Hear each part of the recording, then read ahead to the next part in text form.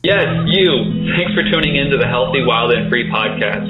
My name is David Benjamin. I'm your host and the founder of HealthyWildAndFree.com. If you're like me, you understand that health, the mind, body, spirit, heart connection, and living a green, eco-friendly, sustainable lifestyle are some of the most valuable and life-enhancing lessons that we can learn and pass on to our children to live happy and abundant lives. That's why this podcast was created, to help you grow in these areas. If you aren't already subscribed to the newsletter, go to HealthyWildAndFree.com, click the box at the top right-hand corner to get a free copy of our latest ebook, and you'll be subscribed to be notified about future podcasts. Thanks for subscribing and tuning in. Enjoy.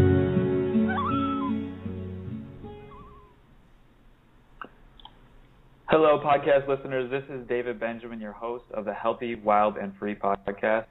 Today we're going to be speaking with a doctor named Dr. Masley. He's an MD, and he's a certified physician and nutritionist, author, speaker, and award-winning patient educator. His research focuses on the impact of lifestyle choices on aging, cardiovascular disease, diabetes, cognitive function, and weight control. His passion is empowering people to achieve optimal health through comprehensive medical assessments and lifestyle changes. Dr. Masley is a clinical assistant professor at the University of South Florida, and he teaches programs at Eckerd College and the University of Tampa. And let's see, give me one second. Bad time for the computer to freeze. He's a Physician Healthcare Hero Award awarded by the Tampa Business Journal. Dr. Masley sees patients from across North America at the Masley Optimal Health Center in St. Petersburg, Florida. And he has published several books, health books, including 10 Years Younger, which we're going to be talking about, the health principles behind that today. And his work has been featured on the Discovery Channel, the Today Show, plus over 250 media interviews. So we're going to bring him on in a minute here. Let's see. And if you'll bear with me, I'm having a little bit of a technical difficulty. And once I fix this, we'll get him on the show. In the meantime, while I'm kind of working, if you aren't already subscribed to the Healthy, Wild, and Free newsletter, basically the newsletter is a email newsletter to update you with new podcast interviews, as well as all sorts of information on health and wellness, and just to kind of update you with the interviews and those types of things. All right, I have the technical difficulty fixed, and we're going to bring Dr. Masley on the show now. Dr. Masley, are you there? I'm here. Hey, how you doing today? Here, let me switch to handhelds. There we go. Awesome. Doing well today? I'm doing great. Glad to hear. Thanks a lot for being on the show with us. We really appreciate it. I wanted to start the interview off with asking you what initially kind of sparked your interest into health and wellness. I worked in regular primary care for 10 years as a family physician. And, it seemed like all we did was treat people's aches and pains, put them on meds, and make them feel worse. I just found it frustrating. And that I've always been interested in food. Food and nutrition has been kind of my background interest that got me motivated towards medicine in the first place, thinking we could prevent some of this. So, that was really my goal, was to transform healthcare today. Really, to get back to health and wellness so people felt great all the time and they didn't need to go to the doctor to be put on meds and for all their aches and pains. Right. So basically we're trying to put yourself out of a job is what it sounds like. Yeah, unfortunately that's not likely. I mean, right. A little more detail. I grew up as a kid and my dad was a vascular surgeon. To see him, I rode my bike to the hospital. I had to go into surgery and see where he was, talk to the head nurse, scrub up, and go into the surgery room to see my dad. And usually that encountered me holding a clip or being part of that surgery to talk to him, and then I'd leave. And then sometimes afterwards we'd go around and I'd see these patients. Sometimes I would see them a week later and they were, having wounds we were still caring for. And I, as a child, I thought, oh my God, this is horrific. Right. It's wonderful what they could do with surgery. But I really dreamed when I grew up that we would be able to prevent this stuff. And that's what I'm doing. I'm learning to prevent people from getting sick. And it's just so much more fun. Very cool. And in your book, you talk about what you call, or what other people may call this as well, but accelerated aging syndrome. What exactly is that? How would you define that? Simply, it's getting old before your time. And sadly, most Americans today are old before their time. If you think back to the 1960s and 70s, and you look at pictures of school children and adults, they were much leaner and fitter than we are today. And because of the lack of leanness and fitness, we're unfit and overweight, we're aging faster. So the whole idea of 10 years younger is, I can't make someone 10 years younger if they've always followed an optimal lifestyle. Impossible. But the majority of Americans, Canadians, U.S., even Mexicans, all of North Americans, are at least 10 years older than they should be physiologically. And if we give them a lifestyle, activity, fitness, nutrition, foods, to turn that around, the average person becomes 10 years younger because we stop accelerated aging, and we can reverse it. That's a great point. It's kind of interesting, too, because, like you said, if you look back in America or North America, people were thinner and healthier, and it was just it was normal back then. And now you fast forward, and obesity is on the rise. I mean, now if you're normal weight, you're unusual. You're weird. Right.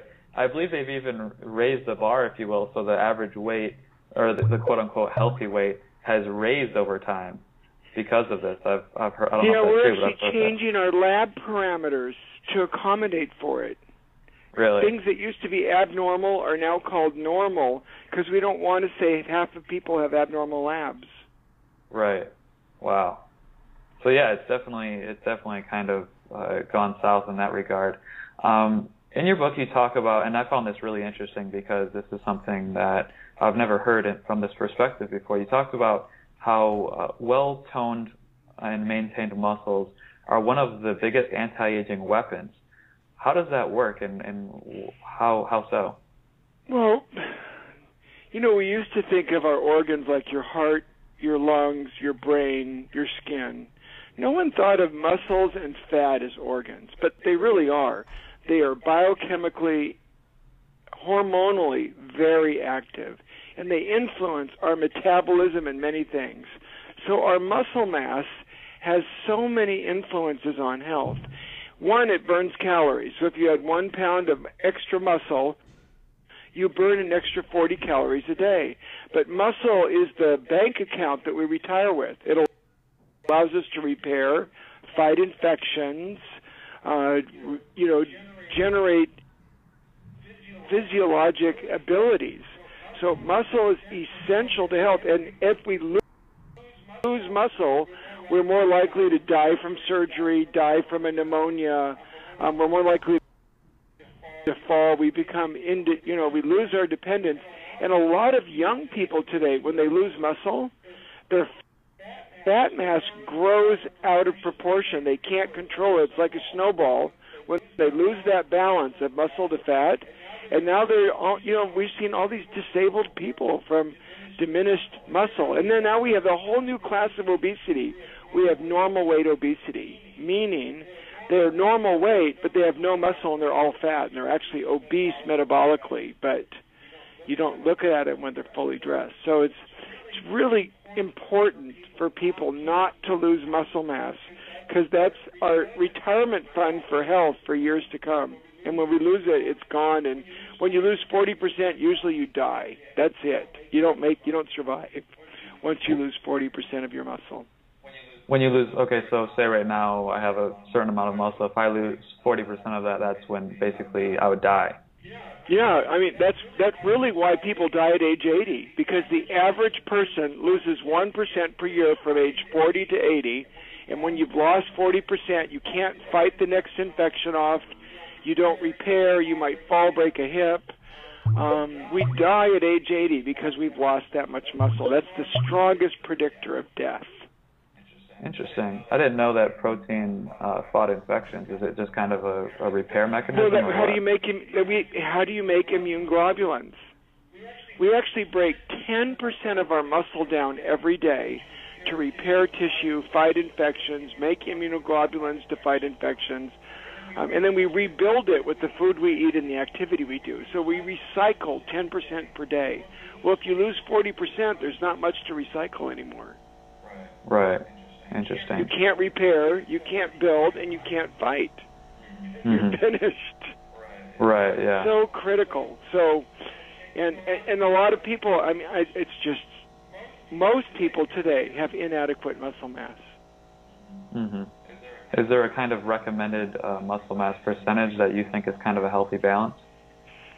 Well, when you think of your body weight, you know, here's the problem. People think of total weight, right? We ask, how much do you weigh? Well, that's irrelevant. Right. What rational person would take all their debt and all their savings and add them together and call it one number? That wouldn't make any sense, right? Yeah. So why would you add all your lean and all your fat together and call it one number? It doesn't make any sense. We should be looking, for a decade, I've been talking to thousands of physicians, begging them, stop measuring weight. Start measuring lean mass and fat mass separately and track them and help people maintain their lean mass and control their fat mass. So, generally speaking, women get more fat than men in a healthy way. They have breasts, they have more hips, they're supposed to have a little bit more, so they should have about 3% more. So for men, we look at if you have more than 24% body fat, that's really overweight. And really, we should be around 17 to 19% would be more optimal for body fat. If you're less than that, you get sick a lot. Like a gymnast might have 10 to 12, 14%, but they're sick all the time. Their immune system's actually depressed. And a woman should probably have be under 27% body fat, and for a woman, excellent is probably in the 20 to 22 range. So that's what we should be aiming for, and unfortunately, most people aren't there. Interesting. So the body fat and muscle mass, how do those impact the immune system? I've never really kind of heard this before. How they connect? It's part of, what does it take to get to that low fat? Let's look at a triathlete competitor. They're doing these big events. They're serious. They're trying to win. If you're a serious triathlete competitor, your chance of getting sick within a month of that event is over 50%. You're going to get ill. You've beaten yourself to train for that event. And that's what it takes to get your body fat that low. It's not that the lack of fat, I think, lowers immunity. It's how hard you have to work to get that thin. Who's doing it? Marathon runners, triathletes, Ironmen, Ironwomen, gymnasts. They're sick a lot. They have higher cancer rates. Serious long-term competitive athletes can have higher cancer rates. So they're hurting themselves they're competing at a cost. That's very interesting. Do you think that's basically they're stressing their immune systems out? Is that what that is? Yeah, I think they're pushing it so hard they stress their immune system. Something's got to give. Interesting. Part of it is the level they're training at. When I talk about under fitness, getting fit, I'd like people to figure out what is their maximum heart rate. Do a test. I think one of the most important take-home messages is figure out how fit you are and then learn how to optimize your fitness workout program. So you figure out what's your maximum heart rate, and then when you have that, you work out at 70 to 85% of it if you're relatively fit. If you're totally unfit, you work at 60 to 70%, but most people are 70 to 85. If you're working out all the time at 95% of your maximum heart rate, you're just beating yourself. It's too much. Right. Interesting. In your book, you talk a lot about, one of the first kind of principles for 10 years younger is oxidative stress, and Yes. which is basically the inability to process free radicals.